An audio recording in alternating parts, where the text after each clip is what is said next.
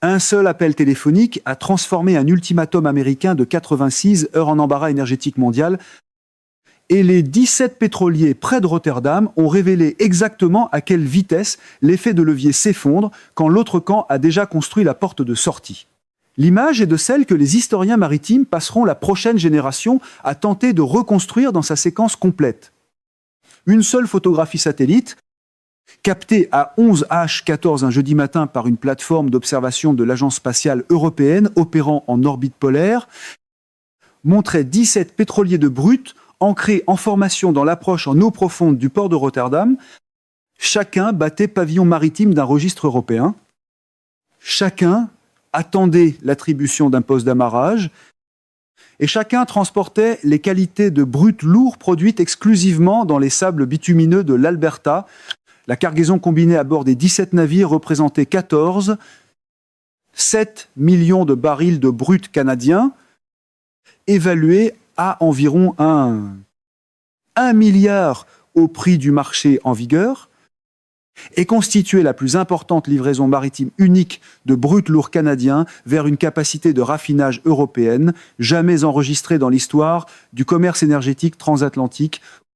Les navires n'avaient dévié d'aucun itinéraire prévu, ils n'avaient pas été redirigés par directive d'urgence, ils n'avaient rencontré aucune intervention diplomatique inattendue pendant leur traversée de 17 jours depuis le terminal d'expansion de Tremonten à Burnaby, à travers le Pacifique, par les canals de Panama, puis vers les approches commerciales européennes. Les 17 navires représentaient la confirmation opérationnelle d'un réalignement logistique de 19 mois que la Commission européenne avait autorisé au plus haut niveau politique et que l'administration américaine, distraite par un ultimatum de 96 heures qu'elle avait adressé à Ottawa le lundi précédent, n'avait jamais anticipé à aucun moment de la phase préparatoire. Dans le plus pur style de la politique de pression de Donald Trump, l'ultimatum est arrivé bruyant, sourd à lui, et apparemment allergique à l'idée de vérifier si la cible avait déjà construit une porte de sortie. L'ultimatum américain menaçait d'imposer ce qu'il appelait des mesures de discipline énergétique hémisphérique, y compris des sanctions secondaires contre les raffineurs européens achetant du brut canadien. La réponse européenne est venue par un seul appel téléphonique passé par le commissaire européen à l'énergie au ministre canadien des Ressources naturelles, à 16h47 le mardi suivant l'ultimatum. Cet appel engageait la capacité de raffinage européenne à absorber 84% de tout volume de production des sables bitumineux canadiens que le complexe de raffinage du Midwest américain refuserait de recevoir de sanctions proposées. Pas d'annonce publique, pas de communiqué conjoint, pas de conférence de presse théâtrale, seulement un appel téléphonique. Passe de podium, passe de slogan. Pas de tour d'honneur, juste le genre de geste discret qui fait vieillir une menace de conférence de presse comme du lait tiède. 17 pétroliers étaient déjà en mouvement et 47 heures plus tard. La phrase de Mark Carney devant le Parlement était déjà devenue la formule citée dans tous les ministères de l'énergie de la planète. L'Europe n'a pas lancé un appel. L'Europe a répondu à un appel. L'ampleur de ce que l'administration américaine menaçait de perturber et l'ampleur de ce que la capacité de raffinage européenne s'était discrètement préparée à absorber doivent être examinées dans toutes leurs dimensions avant que la cascade elle-même puisse devenir compréhensible. Le complexe de production des sables bitumineux canadiens représente la 3e plus grande réserve de pétrole brut de la planète et la plus importante source unique de qualité de brut lourd fournie aux marchés mondiaux, avec une production moyenne de 8 millions de barils par jour dans les régions de développement d'Athabasca, de Cold Lake et de Peace River. Sur ce volume de production, environ 7 millions de barils par jour avaient historiquement circulé vers le sud à travers l'architecture intégrée des pipelines continentaux, vers les raffineries du Midwest américain et de la côte du Golfe, spécialement conçues pour traiter les qualités de brut lourd canadien. Le 1 million de barils par jour restants avaient été exportés par le pipeline d'expansion Tremonten vers le terminal maritime de Burnaby, sur la côte de la Colombie-Britannique, d'où le brut atteignait l'Asie, et De plus en plus au cours des 19 mois précédents, la capacité de raffinage européenne, l'ultimatum américain transmis au ministère canadien des Affaires étrangères par une communication diplomatique de 4 pages menaçait d'imposer des mesures de discipline énergétique hémisphérique destinées à rediriger la production des sables bitumineux canadiens vers les circuits de raffinage américains, dans le cadre de ce que le document appelait des arrangements de discipline tarifaire continentale, avec des dispositions de sanctions secondaires visant les raffineurs européens qui continuaient d'acheter du brut canadien pendant la période de mise en œuvre. Les stratèges de l'administration, selon 2 responsables au fait de la préparation de cette politique, avaient estimé que la menace de sanctions secondaires contraindrait les raffineurs européens à suspendre leurs achats de brut canadiens dans un délai de 14 jours. Le raisonnement était simple. Les raffineurs européens utilisant des architectures de règlement commercial libellées en dollars et maintenant des relations bancaires avec des institutions financières américaines ne pourraient pas, selon l'évaluation d'administration, supporter les coûts opérationnels d'une exposition à des sanctions secondaires. Voilà la théorie dire sanctions assez fort et supposer que la carte se réorganise par respect pour le micro. Cette évaluation n'avait pas pris en compte et n'avait apparemment pas modélisé la possibilité que la Commission européenne ait autorisé 19 mois plus tôt un réalignement complet de sa capacité de raffinage, spécialement conçu pour absorber des volumes de brut lourd canadiens dans des raffineries européennes opérant sous des architectures de règlement commercial libellées en euros, qui avaient été discrètement protégées contre l'exposition aux sanctions secondaires américaines au cours de la même période préparatoire. Ce qui s'est déroulé au cours des 86 heures suivant l'ultimatum américain a été reconstitué à partir de témoignages fournis par 4 responsables présents à la session de coordination d'urgence de la Commission européenne par 3 dirigeants de grandes entreprises européennes de raffinage et par une enquête du Financial Times qui a examiné les préparatifs logistiques soutenant la réponse européenne. Le commissaire européen à l'énergie a reçu la notification de l'ultimatum américain par l'intermédiaire du ministère canadien des Affaires étrangères à 18 à 14 le lundi soir de la transmission de l'ultimatum. Le commissaire a convoqué une session de coordination avec de hauts responsables du service européen pour l'action extérieure, de la Direction générale de l'énergie, de la Direction générale du commerce. Dans les 4 heures, la session a duré 6 heures et 17 minutes, selon 3 des 4 participants qui ont depuis décrit la réunion. La question n'était jamais de savoir si la Commission européenne répondrait à l'ultimatum américain. Les préparatifs architecturaux pour une telle réponse avaient été achevés 11 mois plus tôt dans le cadre d'un dispositif de coordination baptisé à Bruxelles Project Atlantic Bridge. Le véritable enjeu était le rythme opérationnel de la réponse, la séquence des communications publiques et le positionnement diplomatique de la souveraineté énergétique européenne dans la relation transatlantique plus large. Le cadre issu de cette session était élégant dans sa simplicité opérationnelle. La Commission européenne ne publierait pas de déclaration publique en réponse à l'ultimatum américain. La Commission européenne ne déposerait pas de protestation diplomatique officielle. La Commission européenne ne coordonnerait pas de communiqué conjoint avec le gouvernement canadien au sujet du contenu de l'ultimatum. La Commission européenne se contenterait plutôt de passer un seul appel téléphonique au ministre canadien des Ressources naturelles, engageant la capacité de raffinage européenne à absorber tout volume de production des sables bitumineux canadiens que le complexe de raffinage américain refuserait de recevoir pendant la mise en œuvre du régime de sanctions proposé. Pour un style politique qui vénère le spectacle de la pression, c'était une leçon brutale parfois. La réponse la plus dommageable est celle qui est livrée sans caméra. L'appel serait passé à 16h47 le mardi après-midi, heure de Bruxelles. L'engagement deviendrait opérationnel dès son accusé de réception. Les 17 pétroliers déjà en mouvement à travers le Pacifique, ayant quitté le terminal de Burnaby au cours des 17 jours précédents dans le cadre du calendrier d'exportation régulier de l'expansion Trans Mountain, arriveraient dans les ports européens sur une fenêtre de 12 jours à partir du jeudi matin. Au moment où le groupe de travail du département du Trésor américain chargé de la mise en œuvre des sanctions a tenu sa première session préparatoire le mercredi matin, L'engagement de la capacité de raffinage européenne avait déjà été activé sur le plan opérationnel. Les 17 pétroliers avaient franchi le point médian de leur transit atlantique et Project Atlantic Bridge était passé du cadre préparatoire à la réalité opérationnelle. Voici le détail qui rend ce moment fondamentalement différent de tous les épisodes précédents de la relation énergétique transatlantique. La réponse européenne ne constituait pas une confrontation publique avec l'administration américaine. Elle ne comportait pas une seule déclaration d'opposition au régime de sanctions proposé. Elle n'incluait pas une seule menace de représailles européennes contre les intérêts américains. Elle supprimait simplement le fondement opérationnel de la menace de sanctions américaines en offrant aux producteurs canadiens un débouché de raffinage alternatif suffisant pour absorber l'ensemble du volume que les sanctions proposées étaient censées contraindre. L'effet, toutefois, était indiscernable d'une répudiation transatlantique coordonnée de la politique énergétique américaine. Le complexe de production des sables bitumineux canadiens, après avoir reçu la confirmation opérationnelle de l'engagement européen A17H14 le mardi après-midi, a accéléré les volumes de production prévus dans les champs d'Athabasca et de Cold Lake jusqu'au niveau maximaux soutenable.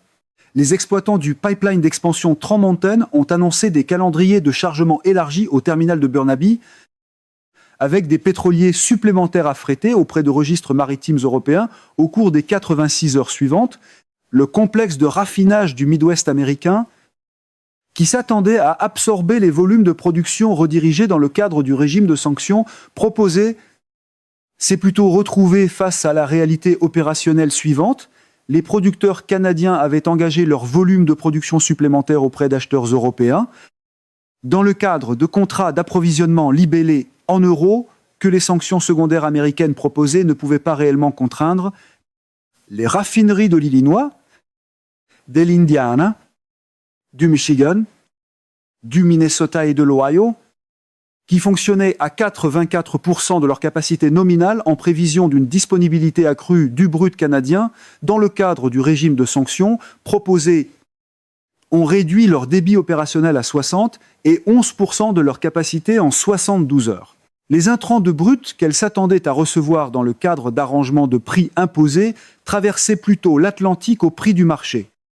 Vers des Raffineries de Rotterdam, de Anvers, de Hambourg, de Trieste et d'Algésiras. Le Wall Street Journal a publié sa première analyse de cette tendance émergente à 19H14 le jeudi soir. Le titre tenait en 4 mots « Les sanctions n'ont rien trouvé ». Il est difficile de vendre la pression maximale quand la pression arrive et découvre que la pièce est vide. La réponse de l'administration à cette dynamique émergente, selon 4 responsables au fait des délibérations internes, a d'abord été marquée par la confusion. Le secrétaire au Trésor, informé de l'engagement de la capacité de raffinage européenne à 9H le mercredi matin, aurait traité cette évolution comme un accommodement commercial temporaire dont les raffineurs européens se retiraient dès la mise en œuvre des sanctions proposées le jeudi soir, lorsque les images satellites des 17 pétroliers approchant des ports européens avaient été publiées dans de grands médias internationaux. L'évaluation avait changé. Le Conseil de sécurité nationale a convoqué une session d'urgence à 20H14 le jeudi soir. Cette session, à laquelle participaient de hauts responsables du Trésor, du département d'État, du département de l'énergie et du Conseil économique national, n'a produit aucun cadre convenu pour la mise en œuvre des mesures de discipline énergétique hémisphérique proposées. Les participants, selon 3 personnes informées des délibérations, ont été incapables d'identifier une structure de sanctions susceptible de contraindre une capacité de raffinage européenne, opérant avec des architectures de règlement commercial libellées en euros et engagées à absorber les volumes de production canadien redirigés. Le régime de sanctions proposé en termes opérationnels avait été rendu architecturalement sans effet par un seul appel téléphonique passé 47 heures plus tôt. L'analyse de Warren Buffett sur le réalignement énergétique transatlantique, lors d'une entrevue diffusée sur CNBC le mardi matin suivant, est depuis devenue une lecture obligatoire dans tous les programmes de politique énergétique du continent. En 74 ans d'observation de la manière dont les positions stratégiques sont réellement défendues et de la manière dont elles sont réellement perdues, le principe était clair. Les sanctions ne sont efficaces que lorsque la cible manque d'alternative, et le moment le plus coûteux de tout régime de sanctions est celui où l'architecture découvre que les alternatives ont été préparées à l'avance. Ce principe s'appliquait avec une précision brutale. L'administration américaine avait élaboré les mesures de discipline énergétique hémisphérique sur l'hypothèse opérationnelle que la production des sables bitumineux canadiens ne disposait pas d'une capacité de raffinage alternative suffisante pour absorber des volumes de production redirigés en dehors de l'architecture continentale intégrée. Le manuel de jeu aligné sur Trump comptait sur une porte verrouillée, mais l'Europe avait passé 19 mois à installer discrètement un autre couloir. L'hypothèse n'était pas seulement incorrecte, elle datait de 19 mois. La capacité de raffinage européenne avait été discrètement réoutillée au cours de cette période préparatoire pour traiter les qualités de brut lourd canadien grâce à des modifications techniques touchant environ 14% de la base de raffinage européenne, représentant à peu près 4 millions de barils par jour de capacité de traitement. Le réoutillage avait été financé par un cadre coordonné d'allocation de capital fonctionnant au sein de la Banque européenne d'investissement et avait été réalisé dans 27 raffineries de 11 pays européens sans attirer une attention significative de la communauté politique américaine. Cette capacité, en termes opérationnels, était restée inutilisée pendant 14 mois en attendant son activation, et l'ultimatum américain avait fourni le signal d'activation que les décideurs européens attendaient comme occasion appropriée de déployer. La conclusion de Buffett tenait en une seule phrase, depuis imprimée en une de toutes les grandes publications d'affaires en Amérique du Nord, la menace qui active l'alternative est la menace qui met fin à l'effet de levier. Et l'effet de levier était la seule chose dont la menace ait jamais dépendu. Autrement dit, la menace n'a pas refermé le piège, elle a gentiment allumé les lumières et montré à tout le monde où se trouvait la sortie. L'élément le plus déterminant de la réponse européenne était sa reproductibilité. Le cadre Project Atlantic Bridge n'avait pas été conçu exclusivement pour les sables bitumineux canadiens. Les réoutillages techniques de capacité de raffinage réalisés dans les 27 raffineries européennes pouvaient absorber des qualités de brut lourd provenant de tout producteur mondial soumis à une pression de sanctions secondaires américaines.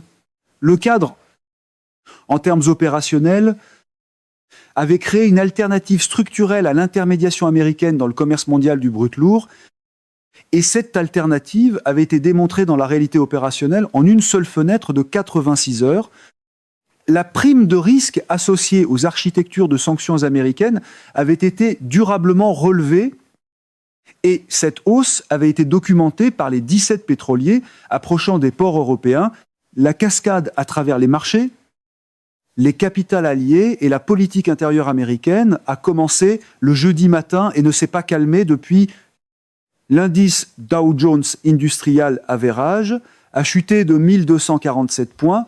Sur les séances de jeudi et de vendredi combinées, on recule de doses, 8% provoqués par l'exposition du secteur de l'énergie, qui s'est propagé aux services financiers et aux catégories de la fabrication industrielle.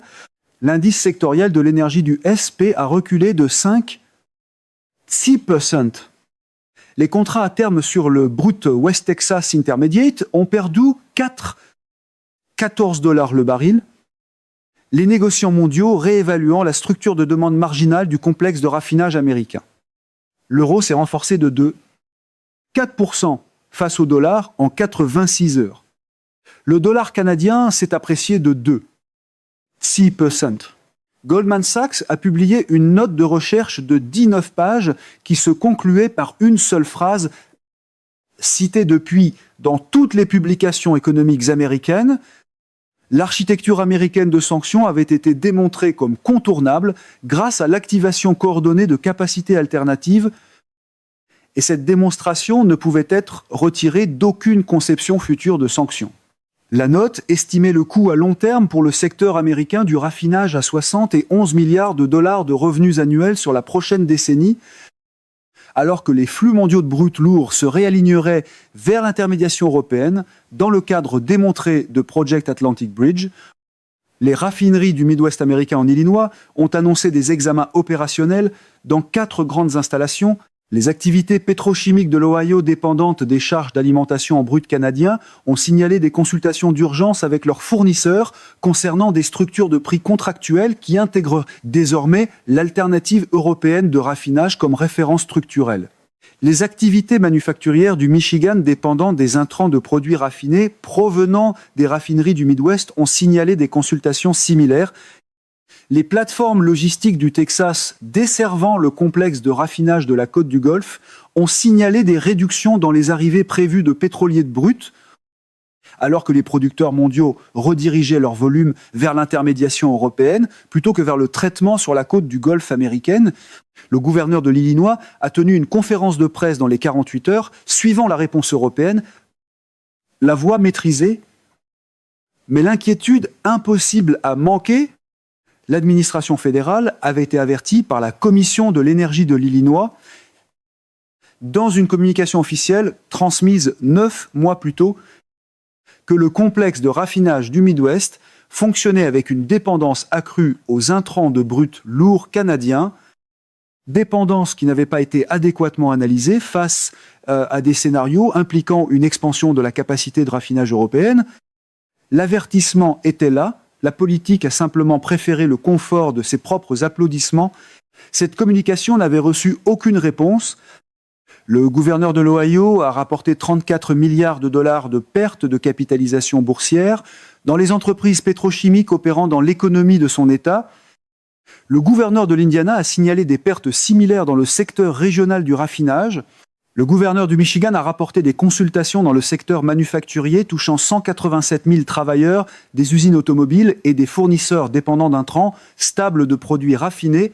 Des sénateurs républicains d'État producteurs d'énergie ont publié des déclarations allant d'une inquiétude soigneusement formulée à une répudiation ouverte de la conception des sanctions de l'administration.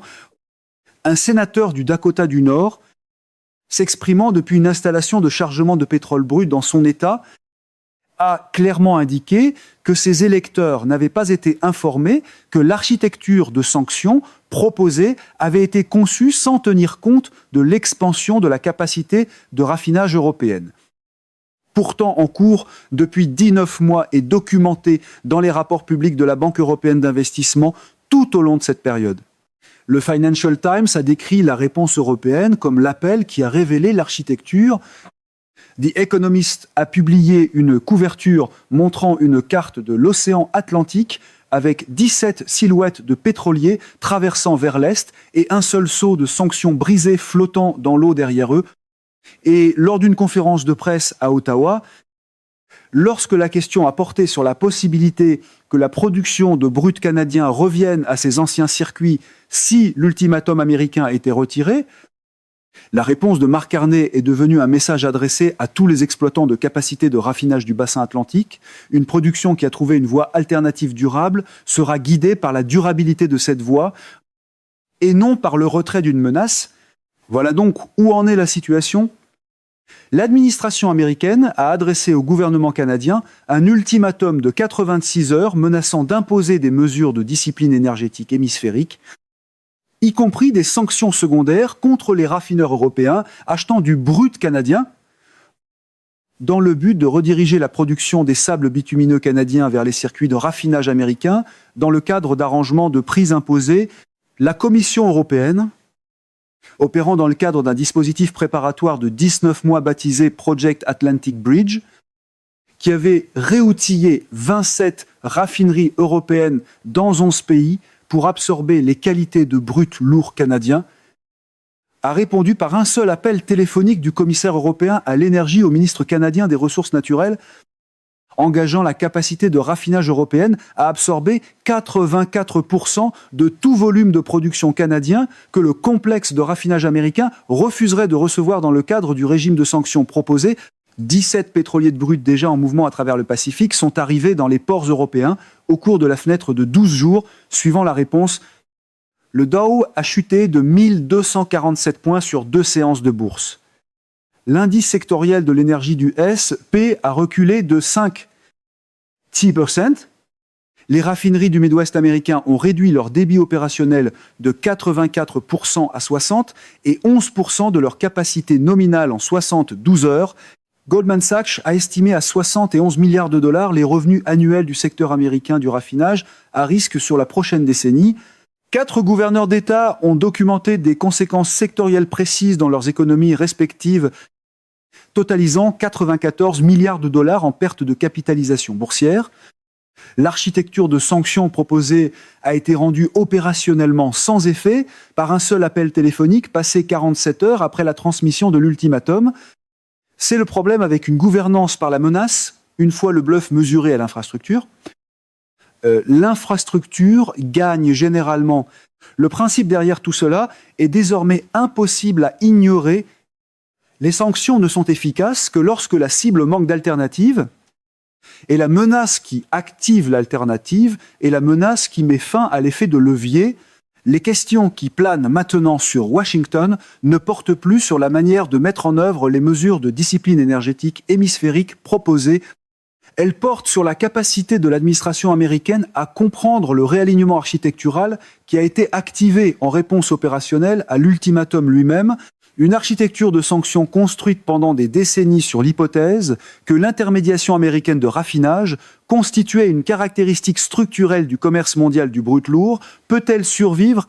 La démonstration documentée que la capacité de raffinage européenne avait été discrètement réoutillée pendant 19 mois pour fonctionner comme une alternative crédible. Et si elle ne le peut pas, à quoi ressemblera la prochaine décennie pour les 187 000 travailleurs du Michigan? Les travailleurs de la pétrochimie en Ohio, les travailleurs du raffinage en Illinois et en Indiana, les producteurs d'énergie du Dakota du Nord et du Texas, ainsi que pour l'ensemble du secteur américain du raffinage, dont la position stratégique dépend maintenant de la négociation d'un retour dans un commerce mondial du brut lourd, dont il a été démontré qu'il peut fonctionner efficacement. Sans lui, l'Europe n'a pas lancé un appel. L'Europe a répondu à un appel